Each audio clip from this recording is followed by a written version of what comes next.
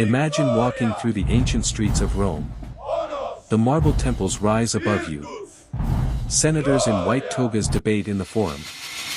Soldiers march past carrying the banners of the greatest empire the world had ever seen. These men do not call themselves Italians, they call themselves Romans. For centuries, the word Roman meant power, citizenship, and identity.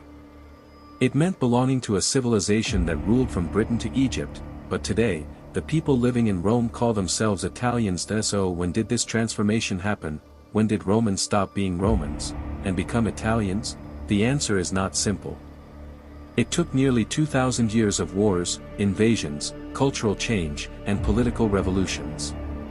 This is the story of how Romans slowly became Italians. When Rome began around 753 BC, there was no country called Italy. The Italian peninsula was divided among many different peoples. The Etruscans ruled powerful northern cities, Greek colonies thrived in the south, tribes like the Samnites, Latins, and Sabines lived in the hills and valleys. Rome itself was only a small Latin city along the Tiber River. At that time, identity was simple: you were not Italian.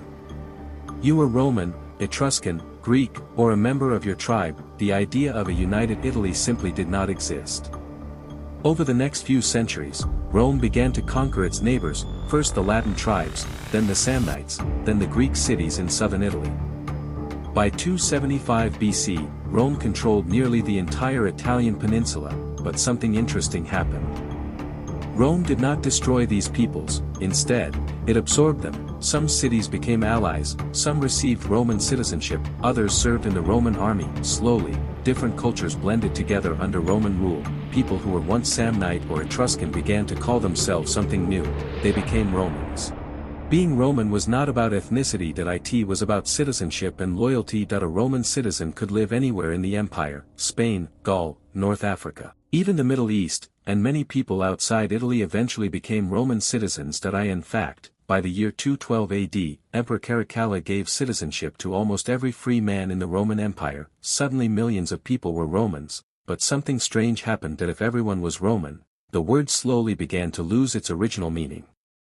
In 476 AD, the Western Roman Empire collapsed. Germanic tribes had invaded for generations, cities were weakened, armies were exhausted. Finally, the last Western emperor, Romulus Augustulus, was removed from power by a Germanic leader named Odoacer. Rome was no longer the capital of an empire. The Roman political system disappeared, but the people living in Italy did not suddenly become Italians. They still thought of themselves as Romans, only now, they lived under foreign rulers. After Rome fell, Italy became a battlefield. First came the Ostrogoths. Then the armies of the Eastern Roman Empire tried to reclaim the land. Soon after, the Lombards invaded. For centuries, Italy was divided into many small kingdoms and city-states. Rome itself was ruled by the Pope. Venice became a powerful republic. Florence and Milan became wealthy city-states. There was still no country called Italy. People identified with their city, not a nation. A person might say, I am Florentine. I am Venetian. I am Roman. But almost nobody said, I am Italian. Between the 1200s and 1500s, something began to change. The Italian Renaissance transformed Europe. Great artists and thinkers emerged. One of them was Dante Alighieri. Dante wrote poetry in a new language, not Latin, but the everyday speech of the people. This language slowly evolved into Italian. Over time, people across the peninsula began to share literature, art, and culture. A new identity was slowly forming, but politically, Italy was still divided. For hundreds of years, powerful empires controlled parts of Italy. Spain, France, and later, Austria. Italian lands were ruled by foreign kings and emperors. Many people began to dream of something new. A united Italy, but creating a nation from dozens of independent states would not be easy.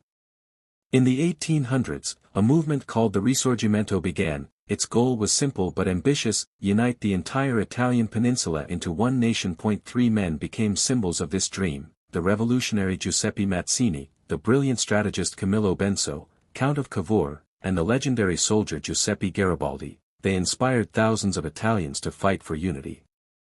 In 1861, something incredible finally happened. Most of the Italian peninsula united into a single country. The Kingdom of Italy was born. Its king was Victor Emmanuel II. For the first time in history, people across the peninsula could call themselves something new, not just Romans, not just Florentines, not just Venetians. But Italians. The answer is surprising. Romans did not suddenly become Italians in one moment. Instead, it happened slowly across centuries. First, ancient tribes became Romans, then the Roman Empire collapsed. City-states replaced imperial identity, culture and language slowly unified the peninsula. Finally, in the 1800s, a political nation was born. So when did Romans become Italians? In truth, they never stopped being Romans. Modern Italians still live among Roman roads, Roman laws, Roman architecture, and Roman traditions. Rome did not disappear. It simply evolved. Next time you walk through Rome, remember this. You are standing in a city where identity has transformed for over 2,000 years. A place where Romans slowly became Italians. But the spirit of Rome still lives on.